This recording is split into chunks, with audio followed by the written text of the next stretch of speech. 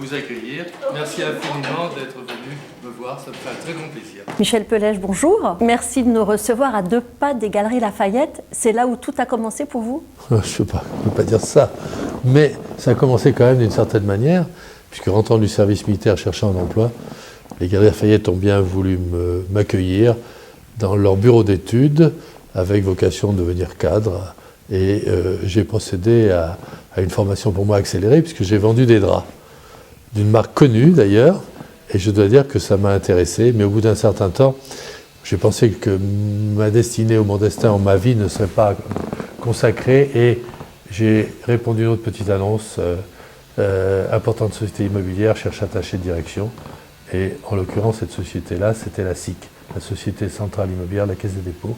Je vous rappelle qu'on est quand même en 1963. Alors, vous allez faire une brillante carrière dans l'immobilier, vous devenez le promoteur star des années 80-90, et puis, petit déboire, vous disparaissez de la circulation. Vous revenez aujourd'hui, en tout cas sur la scène médiatique, vous êtes à nouveau mis en avant, vous dirigez le groupe Michel Pelèche. Qu'est-ce qui s'est passé? Écoutez, je crois que vous avez fait un raccourci assez exact de la situation. Je ne sais pas si on peut parler de petit déboire avec la grande crise des années 90, 91, 92, 93. En l'occurrence, j'ai été amené, après avoir monté un groupe relativement important, à céder ce groupe. Et ensuite, partant, j'avais le choix entre prendre ma retraite, mais j'avais 50 et quelques années, c'était un peu jeune, et puis je me sentais encore quelques réserves d'énergie, de volonté et de disponibilité, donc j'ai décidé de remonter quelque chose. Alors on va revenir sur ce que vous avez monté en deuxième partie, mais là tout de suite, après les Galeries Lafayette, qu'est-ce qui se passe? Donc vous rentrez à la SIC. J'ai fait une très très brillante carrière au sein d'une société éminente où vraiment j'avais un avenir assuré. Alors qu'est-ce qui s'est passé? Geste inconscient, de folie ou je sais pas quoi, j'ai quitté pour la SMCI. C'est à partir de là que j'ai développé une autre vie. Alors c'est quoi cette autre vie? En 1985, j'ai racheté la SMCI et je me retrouve en janvier 86 président de cette société. J'avais comme banquier le Crédit Lyonnais à hauteur de 5%, l'UIC Sofal à hauteur de 5%, le Crédit Foncier à hauteur de 5% et la Banque Fédérative du Crédit Mutuel à hauteur de 5%.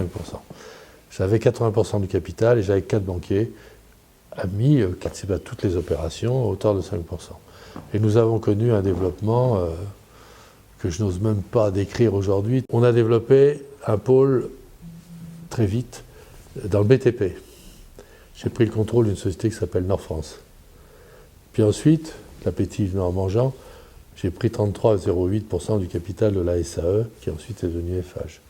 J'ai pris le contrôle d'une banque sur les Champs-Élysées, qui s'appelait Avenue Banque, après s'appelait Philom. Puis on a développé pour l'hôtellerie, avec Alliance. Et ceci s'est fait pendant ces années-là avec l'accord total, sans aucune réserve.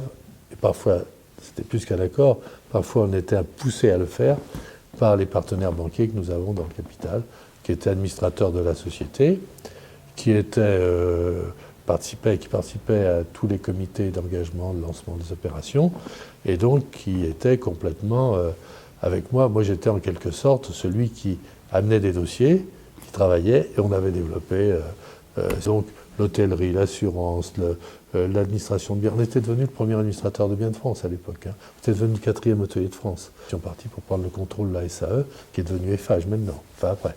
La crise arrive, c'est pas patatras, c'est progressivement, si vous voulez. Et bizarrement, c'est pas la promotion, qui était plutôt les opérations bien montées et souffert. Ça a commencé par l'hôtellerie, et partout la crise, elle a tapé tout, et nous étions entrés en bourse. Et l'entrée en bourse, qui à l'époque, qui m'apparaissait comme une consécration, en fait, c'était un élément amplificateur des risques. Parce que quand les prix de l'immobilier baissaient ou s'effondraient, le cours de la bourse baissait, quand le cours de la bourse baissait, etc., il y avait en fait un effet d'accélérateur d'un côté et de l'autre. Donc on se retrouve en année 2000, janvier 1993. Voilà, bon, je suis en bonne santé. La presse ne m'épargne pas, mais ça ne me touche pas du tout, je vous avoue très franchement. Pourquoi? Parce que, d'abord... vous avez le cuir dur? Je ne veux pas que ça soit le cuir, c'est brutal ce que je veux dire, mais de minimis ne curat prétor. Le chef ne se préoccupe pas de ce qui est sans importance.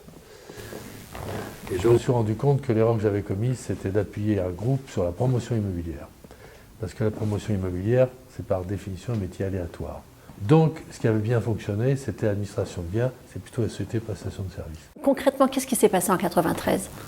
Vous savez, c'est une crise qui a démarré en 90, qui était une crise mondiale, qui a touché, pas que la promotion, mais qui a touché toutes les chutes des prix, les prix ont chuté, l'immobilier ont chuté 30-40%. C'est une crise, la plus dure crise immobilière que la France ait subie depuis 1945. Et là, les banquiers vous ont lâché ? C'était normal, c'était eux qui avaient financé le développement du groupe. Ils ont souhaité, d'une certaine manière, reprendre la propriété du groupe. Je ne voyais pas de raison ou d'inconvénient à leur recéder. Donc, ce que j'ai fait, sans difficulté, en janvier 93. Donc, la conséquence, c'est que le groupe, ses milliers de collaborateurs, les équipes, tout ce qu'on avait développé, toutes les sociétés ont été reprises par le pool de banquiers qui m'avait soutenu pendant toute la période. J'avais dans la promotion, je me souviens, j'aime pas faire ancien combattant, mais 550 collaborateurs dans la promotion. On avait au moins 400 SCI sur toute la France. Imaginez aujourd'hui. Bon, c'était un groupe, et au fond, ce groupe m'appartenait à 80%. Donc j'ai eu un développement qui a dérangé certains. Moi, je n'ai pas eu le soutien des banques. Je ne suis pas né avec une cuillère d'argent dans la bouche. Je n'avais personne de réseau autre que ceux que j'avais créés moi-même. Donc je n'étais pas quelqu'un qu'on pouvait soutenir, qu'on soutenait à ce moment-là. Ce qui a été touché, c'est, bizarrement, dans mon groupe, ce n'était pas la promotion en premier, c'était l'hôtellerie. Il n'y a jamais eu de problème de construction. Les immeubles sont toujours là, les constructions sont là, les gens qui ont acheté là ont fait des très bonnes affaires. Les meilleurs placements qu'ils ont faits, c'est un champ, ces appartements. Et si vous voulez, en quelque sorte, c'est aussi une consécration. Donc vous ne reniez pas vos immeubles, les immeubles que vous avez construits? Ah, non seulement je ne renie pas, mais je suis fier. Le bâtiment dont vous êtes le plus fier, s'il y en avait un? Peut-être la Thalasso de Pornic, peut-être l'hôtel 4 étoiles de Lille, le premier, l'inaugurant avec Pierre Mauroy devant une salle comble, etc. C'était une ambiance extraordinaire dans un ciel. Vous voyez Pierre Mauroy disant vous savez, on va construire beaucoup de logements sociaux. C'est un homme remarquable. J'étais parlé, j'avais exposé sans papier mon programme. Pareil, il me dit puisque vous parlez sans papier, moi je parle sans papier. Il a mis les mains dans les poches. On construit des logements sociaux, on construit beaucoup de logements sociaux. Ne me critiquez pas à peu près si je construis un hôtel 4 étoiles à cet endroit-là. On a besoin, Lille a besoin d'un hôtel 4 étoiles. Il n'y a pas d'opération qui soit traduite par une catastrophe, soit de construction, soit financière, soit etc. Aucune de mes sociétés n'a jamais déposé son bilan. Alors, on est en 93. Vous avez l'âge où certains pensent à leur retraite ou pensent à se retirer un petit peu. Et là, j'ai 56 ans. Vous avez 56 ans. Oui. Et là, vous recommencez tout à zéro. Vous repartez et vous recommencez. Mais si vous voulez, vous pouvez l'appeler comme repartir à zéro, mais la vie n'est-elle pas un éternel recommencement? Et donc, c'est un recommencement, si vous voulez, mais différemment, avec l'expérience dans un monde différent.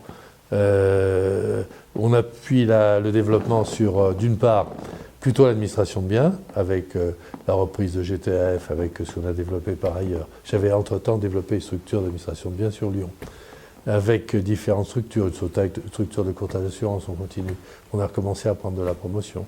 Puis on a développé un groupe, petit à petit, qui maintenant, si vous voulez, fait 40 et quelques millions d'honoraires, commissions et autres, sans compter Vano qu'on a repris entre-temps. Donc c'est un groupe qui vit bien. Je suis parti à deux, on est 400, au moins 400 personnes maintenant. D'une certaine manière, je suis créateur d'emplois. Qu'est-ce qui vous fait vibrer aujourd'hui? Le soleil, le ciel bleu, la vie, la jeunesse qui ne m'a pas quitté, l'énergie, la volonté. C'est pas de faire de l'argent. Moi, ce qui m'a motivé, c'est d'entreprendre. C'est de construire, c'est développer. Au fond, je me considère plutôt comme un bâtisseur que comme un épargnant. Je ne suis pas un épargnant. J'ai pris mes risques, j'ai pu assumer mes risques, et j'ai essayé de les surmonter, etc., et devant les difficultés. Mais donc j'ai réussi à développer quelque chose, j'ai rempli ma vie. Merci beaucoup, Michel. Merci Ariane.